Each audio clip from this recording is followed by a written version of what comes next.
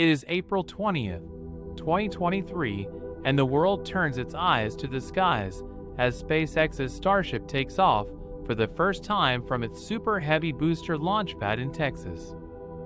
What follows is an unprecedented 3 minutes of flight amidst cheering as the nearly 400-foot tall vehicle breaks multiple records for a rocket of its size. Unfortunately, Starship crashes to the ground after its engine fails, resulting in significant damage to the launch pad and surrounding infrastructure. NASA Administrator Bill Nelson told the House Committee on Science, Space, and Technology that SpaceX blew a hole in the launch pad. In the weeks since the launch, SpaceX is quickly working to repair the damage and get a second launch off the ground as soon as June or July. The first and highest hurdle in that process is the daunting cleanup task involved. Photos taken by observers showed the violent result of the Super Heavy booster's engines, which carved a large crater into the ground and smashed debris into the launch tower, tanks, and other equipment.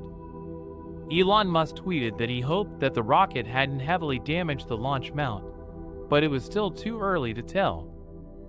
SpaceX is not only working to repair the damage to its launch pad, but must also receive approval from the Federal Aviation Administration, FAA, before it can launch again. Following the Starship explosion, the FAA initiated an investigation and cannot grant approval for a second launch until its investigation is complete. The U. Fish and Wildlife Service reported that the launch also started a 3.5-acre fire on land owned by the Texas Boca Chica State Park. Fortunately, no dead wildlife were found on the local refuge land, but the rocket's destructive force flung debris thousands of feet away and created a cloud of dust and pulverized concrete that was visible for 6.5 miles.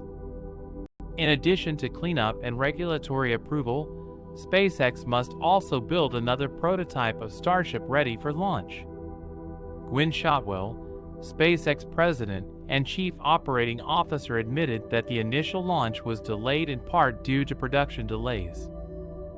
Currently, the Starbase facility in South Texas has as many as 10 further Starship prototypes in varying stages of assembly, as well as up to 7 more Super Heavy boosters.